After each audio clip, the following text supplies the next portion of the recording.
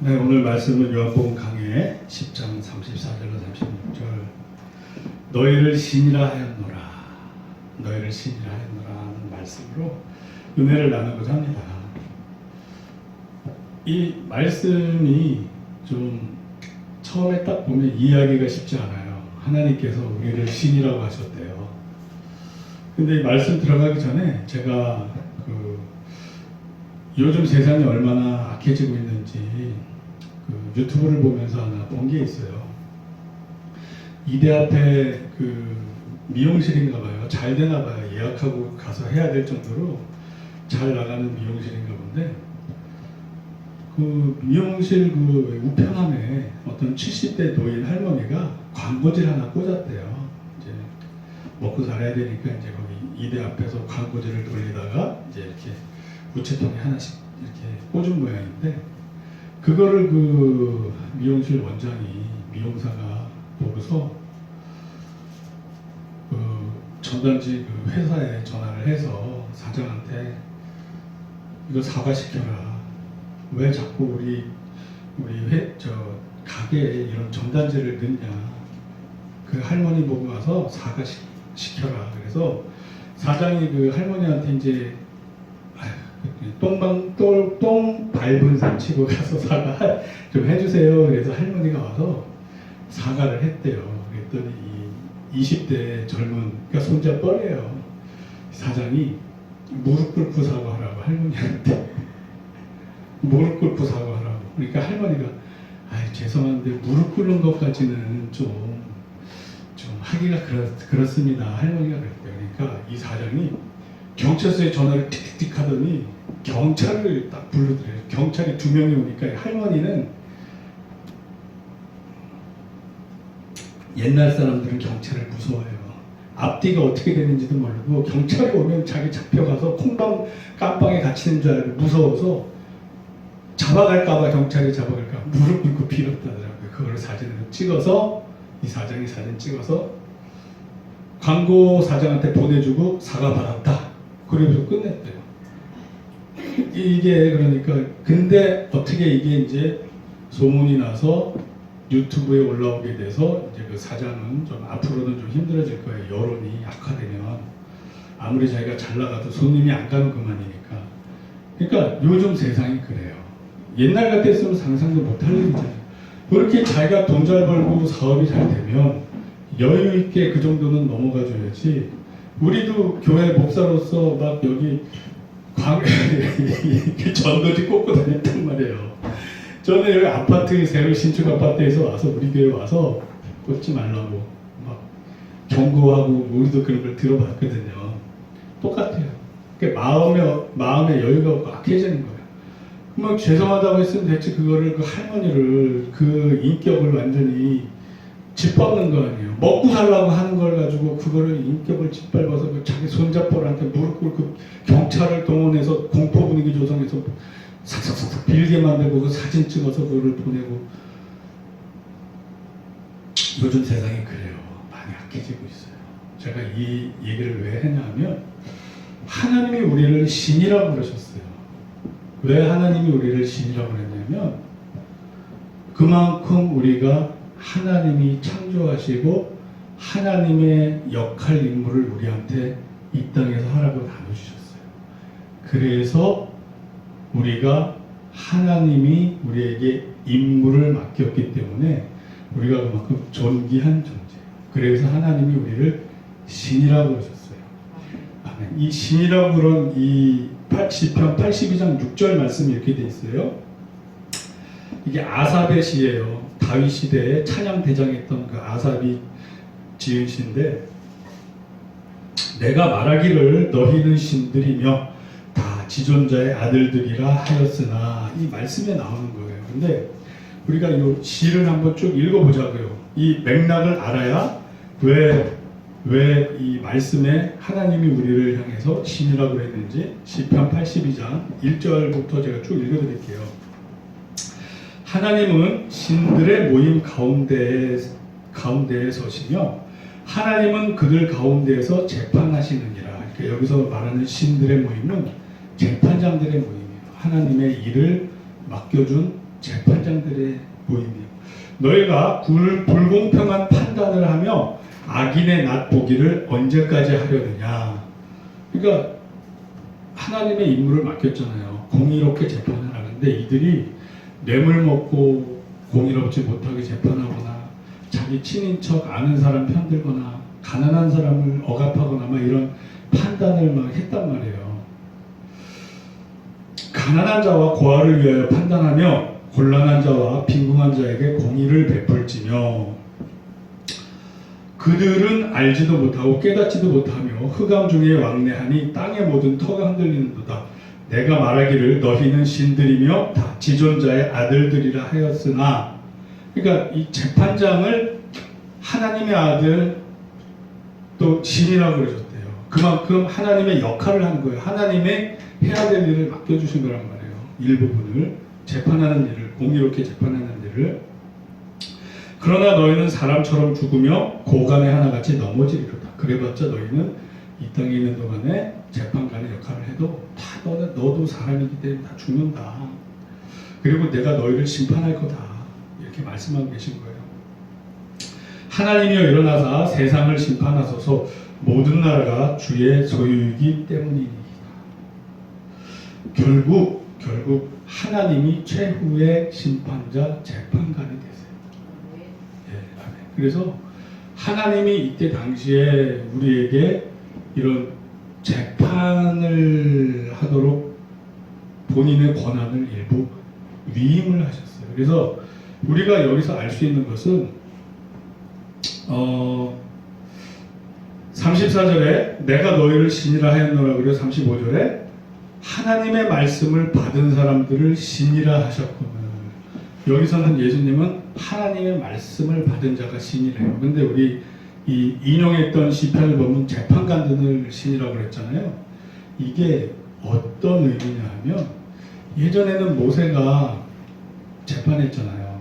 하나님의 명을 받들어 모세가 재판하고 그 이후에 혼자 못하니까 10부장, 50부장, 100부장 사람 뽑아서 했어요. 그 다음에 왕들이 재판을 했어요. 솔로몬의 재판 나오죠. 그리고 이후에는 제사장들이 재판을 했어요. 제사장들. 예수님도 막 대제사장한테 끌려가서 막 재판받고 심판받고 하잖아요. 그래서 예수님 시대에 재판관은 제사장이었어요. 제사장은 말씀을 받은 자란 말이에요. 그래서 예수님은 말씀을 받은 자들을 신이라 하셨다는 것은 결국 재판장들은 신이다. 이거 다른 말로 하나님께서 어떤 임무를 부여하신 자들은 다 신이다 이거예요. 그리고 이 식으로 따지면 저랑 우리 강 목사님도 신이에요. 하나님의 관점에서. 그렇다고 우리가 진짜 신이 아니라 하나님이 맡겨주신 위임한 일을 하니까 신처럼 존귀하다는 뜻이에요. 자, 그러면 저하고 강 목사님만 신이고 존귀한 사람일까요? No, never. 베드로 사도가 뭐라고 그랬어요? 우리는 왕 같은 제사장이요. 우리가 그의 백성이고 그의 나라라고 그랬잖아요. 모두가 왕 같은 제사장이요. 즉 저랑 강 목사님만 제사장이 아니라 만인이 다 제사장이에요. 즉 만인이 다 하나님한테 임무를 부여받았어요. 무엇으로? 제사장으로서. 자기 자신을 구원하고 자신의 가족들을 구원할 임무를 부여받았어요.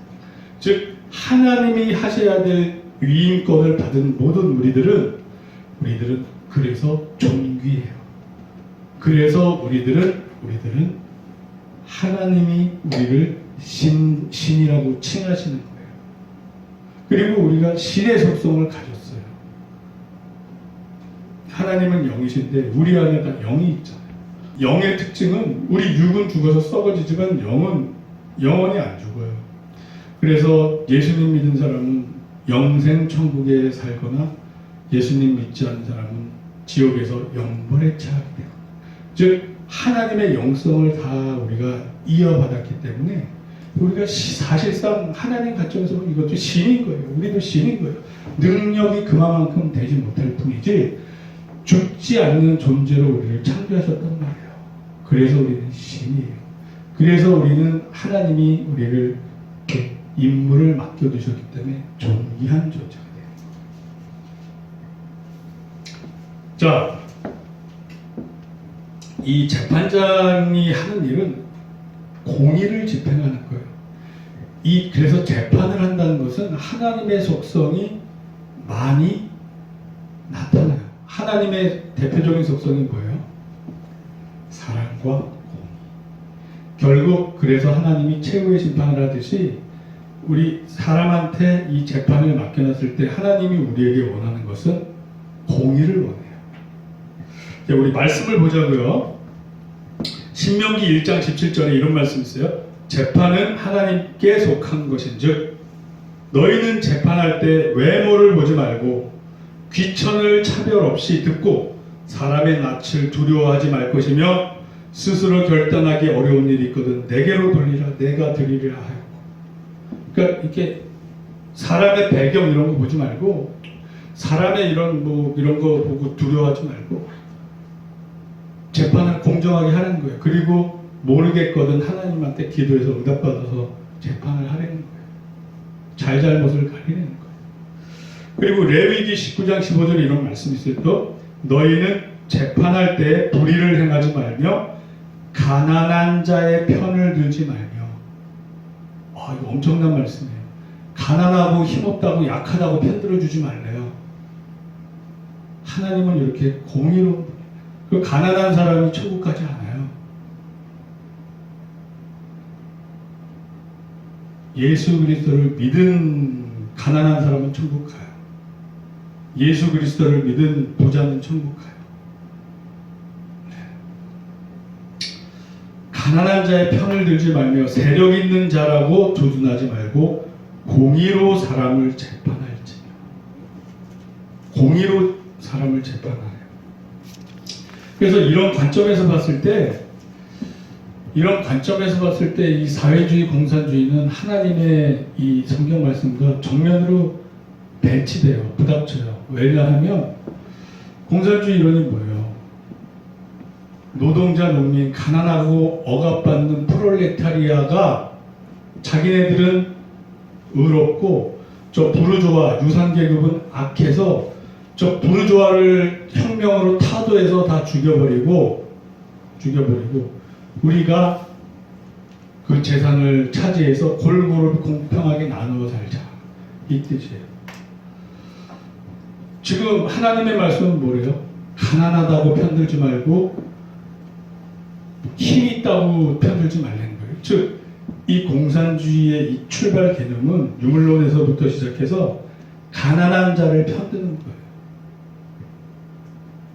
그렇다고 해서 가난한 자들, 연약한 자를 방치하는 게 하나님 마인드 아니잖아요. 고아와 과부를 돌아봐라. 그게 경건이다. 즉, 우리는 능력껏 시장 경제 속에서 어려운 자들을 자발적으로 도와야지. 그래서 공산주의는 결국 뭐예요? 누군가 재판관 하나님의 역할을 해야 돼요. 그렇기 위해서 독재를 할 수밖에 없어요. 그런 독재는 모두 다 부패하게 돼요. 이거는 역사를 통해서 우리가 다 아는 사실이에요. 왜? 하나님의 역할을 사람이 그렇게 다 완벽하게 대신할 수 없기 때문에 그래요. 첫 출발부터 안 맞아요. 그래서 기독교 사회주의 기독교가 이런 게 있어요. 그리고 정의를 논하고 이러는데 그거는 출발부터가 잘못됐어요. 어떻게 유물론과 하나님을 믿는 이 유일신 사상과 어떻게 같이 결합이 돼서 이렇게 하나의 사조가 나오냐고요. 그래서 근본을 따져봐야 되는데 세상 사람들은 정의로우려면 우리가 하나님 안에서 경건해져서 고아와 과부를 돌아보고 서로 돌아봐 사랑과 선행을 격려하는 식으로 가야지, 누군가 이렇게 나서서 자기가 하나님처럼 되려고 해서 부자가 무슨 죄가 있어요? 부자를 죽이고 그거 뺏어서 자기가 하나님 역할을 하려고 한다는 자체가 이게 교만인 거예요. 가난한 자를 편드는 거예요. 하나님 말씀은 가난한 자라고 편들지 말라고 했으니까 이게 이 부분에서 안 맞는 거예요. 공의롭게 해야 돼요. 그 사람이 죄를 졌나 안 졌나로 공의롭게 판단을 해야 됩니다. 자, 그 재판장이신 하나님에 대해서 요한계시록에 잘 나타나 있어요. 요한계시록 20장 11절에서 22절. 또 내가 크고 흰 보좌와 그 위에 앉으신 이를 보니 땅과 하늘이 그 앞에서 피하여 간데 없더라. 또 내가 보니 죽은 자들이 큰 자나 작은 자나 그 보좌 앞에 서 있는데 책들이 펴있고 또 다른 책이 펴있으니 곧 생명책이라. 죽은 자들이 자기 행위를 따라 책들에 기록된 대로 심판을 받으니. 생명책에 자기 행위대로 심판받는데요. 가난하다고 생명책에 들어가는 거 아니고 부자라고 생명책에 들어가는 게 아니고 자기 한 행위대로 생명책에 들어간대요. 즉 하나님은 이렇게 생명책을 근거로 공의롭게 판단을 하셔요. 자, 그러면 이 생명책에 우리가 기록되려면 우리가 어떻게 해야 되겠어요? 예수님을 잘 믿어야 돼요. 그 근거는 요한계시록에 또 나와요. 요한계시록 21장 17절. 무엇이든지 속된 것이나 가증한 일 또는 거짓말하는 자는 결코 그리로 들어가지 못하되 오직 어린 양의 생명책에 기록된 자들만 들어가리라. 어린 양의 생명책에 기록된 자, 즉 예수 그리스도를 구주로 믿는 자들이 생명책에 기록이 된다. 그들이 어디에 들어가요? 새 하늘과 새 땅, 새 예루살렘의 천국에 들어가는 거예요. 근데 이제 교회 다닌다고 다 구원받는 게 아니에요. 예수님을 제대로 믿어야 구원받아요. 그 계시록의 3장 4절에 5절에 나와요.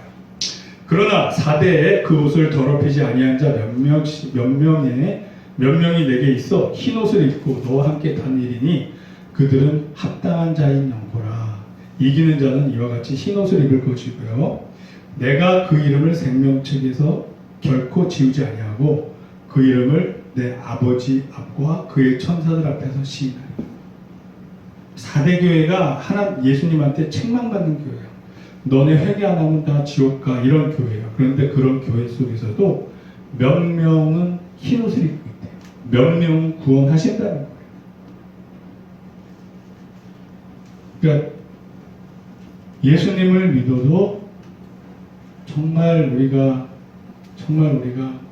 첫사랑을 잃지 않고 순결한 마음으로 구주를 바라보고 믿어야 돼요. 그러니까 우리가 자본주의, 지금 이 현대사회 살면서 가장 우상이 되기 쉬운 것은 돈이에요. 돈을 사랑하면 일만하게 풀이에요. 그래서 없으면 없는 대로, 있으면 있는 대로 이 돈이 내 우상이 될 수가 있어요. 나도 모르게 막 돈을 의지하게 되는 이 마음, 이거를 하나님 앞에, 주님 앞에 내려놔야 돼요. 아멘. 예. 그래서 이게 어떻게 보면 영적 전쟁이에요. 영적 전쟁이에요. 또 요즘같이 힘든 시기엔 더 그럴 수 있어요. 자, 그리고 두 번째, 하나님이 우리를 신이라 칭할 수 있는 두 번째 근거는, 첫 번째는 뭐예요? 우리가 하나님의 일을 맡아서 하기 때문에 그렇고, 두 번째는 우리가 그분의 형상대로 지어졌기 때문에 그래요. 창세기 1장 26절로 27절에 보면 하나님이 이르시되 우리의 형상을 따라 우리의 모양대로 우리가 사람을 만들고 그들로 바다의 물고기, 하늘의 새와 가축과 온 땅과 땅에 기는 모든 것을 다스리게 하자. 어떻게? 다스리게 하자. 다스리는 일은 하나님의 일이에요. 하나님의 일을 우리에게 위임하신 거예요. 재판장의 일을 위임하신 거고, 하나님의 말씀을 가르치시는 것을 위임하신 거고, 다스리는 일을 이것도 마찬가지로 위임하신 거예요. 모든 것을 다스리게 하지 하시고 하나님이 자기 형상 곧 하나님의 형상대로 사람을 창조하시되 남자와 여자를 창조하시고, 그래서 우리는 하나님의 형상을 입었기 때문에 신이라 칭함받을 수 있는 거예요. 진짜 신이라기보다 신처럼 존귀한 존재라는 거예요. 물론 신의 속성을 갖고 있어요. 영원성, 그리고 영성, 이게 다 신의 속성, 하나님의 속성을 우리가 갖고 있는 거란 말이에요. 하나님의 형상대로 만드셨기 때문에. 자, 하나님의 형상대로 창조되었기 때문에 사람은 존귀하다. 그래서 우리 한번 시편 찾아볼까요? 시편 8편 4절에서 6절 우리 세 구절을 같이 읽자고요. 시작. 사람이 무엇이기에 주께서 그를 생각하시며 인자가 무엇이기에 주께서 그를 돌보시나이까. 그를 하나님보다 조금 못하게 하시고 또 우리를 하나님보다 조금 못하게 하셨대요. 하나님의 형상 그대로 입었는데 능력에서 조금 딸리는 거예요. 그러나 인격 같은 건 우리한테 다 주신 거예요. 하나님의 그 사랑의 인격 이런 거 우리한테 다 주신 거예요. 그래서 우리가 성령 충만하면 예수님의 성품, 하나님의 성품을 우리도 발현할 수 있는 거예요. 성령님의 열매로. 사랑이라 화평으로 자매형성 충성 절제 열매를 맺을 수 있는 거예요. 하나님보다 조금 못한 거예요. 조금. 2% 부족한 거예요. 2%. 네. 그러니까 하나님이 우리를 신이라 칭할 수 있는 거예요. 우리 존재는. 하나님보다 조금 못하게 하시고 계속 읽겠습니다. 영화와 종기로 간을 씌우셨나이다. 주의 손으로 만드신 것을 다스리게 하시고 만물을 그의 발 아래에 두셨으니. 아멘. 우리가 이렇게 존귀한 존재예요. 하나님의 형상을 입은 존귀한 존재예요. 하나님보다 조금 부족해요. 하나님하고 완벽하게 퍼펙트하게 똑같진 않아요. 조금 부족한. 그래서 우리가 우리 형제 자매들을 볼 때 그냥 인간으로 보면 안 돼요. 우리 주변의 이웃을 볼 때 그냥 인간으로 보면 안 돼요. 그들을 하나님의 관점으로 신들처럼 봐야 돼요. 이게 무슨 뜻이냐면 그들을 존귀한 자로 봐야 돼요. 하나님이 우리를 신이라 할 정도로 우리를 존귀하게 보시기 때문에 우리도 우리 이웃을, 사람을 존귀하게 봐야 돼요. 그렇지 않을 때 우리가 우리 이웃을 존귀하게 보지 않을 때 우리는 하나님을 무시하는 게 돼요.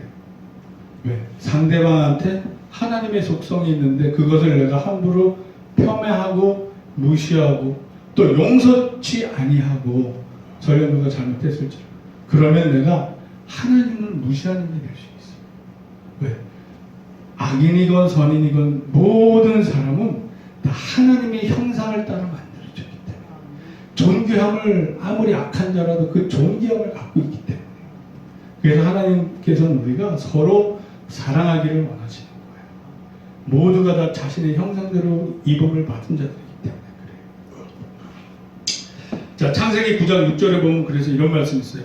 다른 사람의 피를 흘리면 그 사람의 피도 흘릴 것이니 이는 하나님이 자기 형상대로 사람을 지으셨습니다.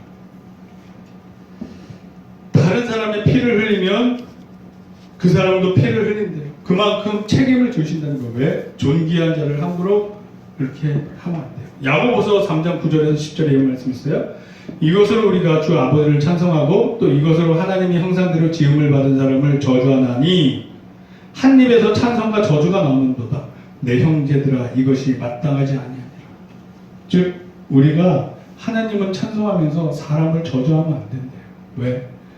악인이건 선인이건 모두 다 하나님의 형상을 입었기 때문에.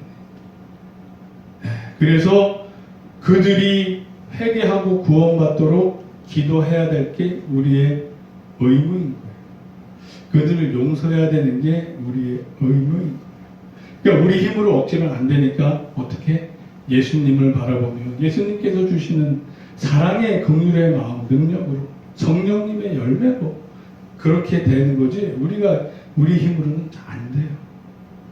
네.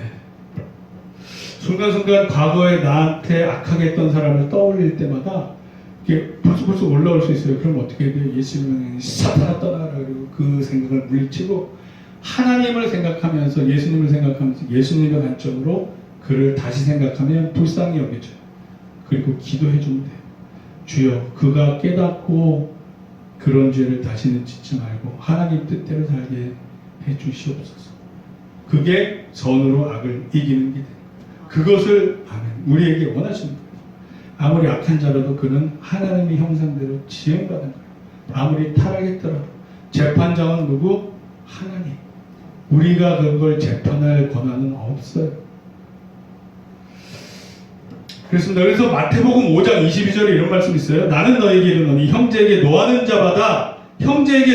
자마다 심판을 받게 되고 형제를 대하여 라가라 즉 멍청이라 하는 자는 공회에 잡혀가게 되고, 여기서 말하는 공회는 하늘의 공회일 수도 있어요. 왜냐하면 그 다음에 똑같은 말이 또 반복되기 때문에 그래요. 미련한 놈이라 하는 자는 지옥불에 들어가게 되리라. 즉 우리가 이웃을 이렇게 함부로 무시하고 욕하면 우리가 지옥 가요. 왜? 하나님을 무시한 거예요. 하나님의 형상이 저 상대방한테 있는데 그것을 무시한 거예요. 그가 아무리 지금은 타락해서 악할지라도 그는 본질적으로 하나님의 형상대로 지음받은 사람이기 때문에. 그래서 아무리 악한 사람이라고 해서 우리가 막 칼로 가서 찔러 죽이면 안 돼요. 그것도 살인죄란 말이에요. 아까 우리 읽었잖아요. 사람의 피를 흘리게 되면 그가 피값을 그대로 피를 흘려야 된다. 그만큼 우리는 하나님이 우리를 신이라 칭할 정도로 우리는 존귀한 존재이기 때문에 서로가 이렇게 존귀하게 여겨요. 그래서 이웃사랑이 하나님 사랑과 맥이 통하는 거예요. 이웃사랑이 하나님 사랑과 맥이 통하는 거예요. 요한일서 4장 20절에 누구든지 하나님을 사랑하노라 하고 그 형제를 미워하면 이는 거짓말하는 자니 보는 바 그 형제를 사랑하지 아니하는 자는 보지 못하는 바 하나님을 사랑할 수 없느니라. 즉 이웃사랑이 하나님 사랑과 연결된다는 거예요. 요한일서 3장 14절에 보면 우리는 형제를 사랑함으로 사망에서 옮겨 생명으로 들어간 줄 알거니와.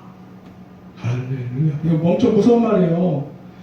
우리가 형제를 사랑함으로 구원받았대요. 형제를 사랑함으로. 즉 예수 그리스도를 믿으면 용서하고 사랑하는 것은 당연한 열매 결과로 이게 따라온다는 거예요.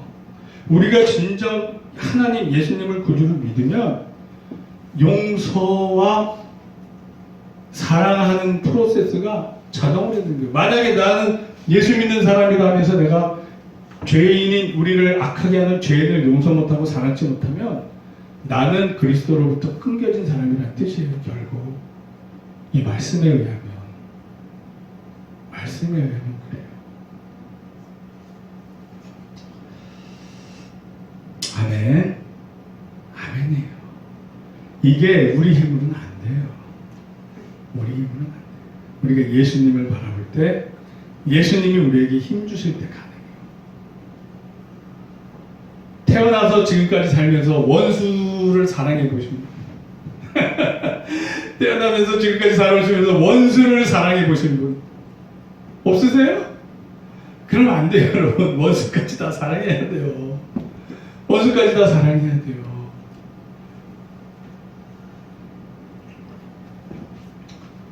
그렇게 되게 돼 있어요. 말씀을 묵상하고 하나님 뜻을 깨달으면 깨달을수록 원수까지 사랑하게 돼 있어요. 아멘. 사랑의 원자탄 누구셔요? 우리 그 목사님.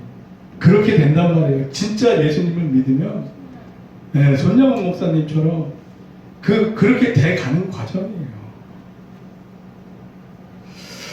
그렇습니다. 결론. 하나님의 일을 감당하는 사람들을 신이라 하였으니 우리가 서로 존귀하게 여겨야 돼요.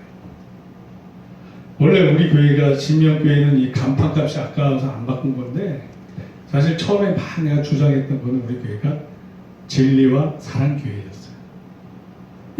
제가 아무리 봐도 이 성경에서 말씀하고 있는 것은 진리. 우리 예수 그리스도가 나는 길이요 진리요 생명이니 나로 말미암아 하나님께 옳자고. 이 진리를 아는 믿음 안에서의 사랑. 이게 우리 성경이 우리에게 원하는 유일무이한 가치거든요. 그렇게 그거 외에는 없어요. 다른 게 없어요. 그래서 진리와 사랑을 이렇게 항상 강조를 합니다. 저는. 네. 그래서 우리 신명교회 모든 지체님들은 서로가 서로를 저 사람들 신이다. 하나님이 신이라고 그랬어. 왜? 하나님의 일을 위해 받았잖아요. 만인 제사장이잖아요. 그러니까 귀하게 여기고 서로 대접해줘. 또 이웃 중에 악인이 있더라도 우리를 핍박하는 악인이 있더라도 하나님을 존중하는 의미에서 그를 용서하시고 그 안에 하나님의 형상이 있기 때문에 아무리 약해도 재판을 하나님이 하시니까 그가 하나님의 재판받을 때 구원받아 천국 갈 수 있도록 그 기도를 해주는 게 우리가 해야 될 일이에요. 예수님께서는 십자가에서 마지막까지 그 교훈을 우리에게 가르치고 가셨어요. 십자가에 달리셔서 저들의 죄를 사하여 주시옵소서. 저들이 지금 하는 것을 알지 못하나이다. 저와 여러분들에게 이런 예수 그리스도의 충만한 사랑이 넘치기를. 그래서 서로가 서로를 진짜 하나님이 신들로 귀하게 여기는 것처럼 귀하게 여기는 저와 여러분들이 되기를 예수 이름으로 축원합니다. 아멘. 말씀으로 마칠게요. 베드로전서 1장 20절 말씀.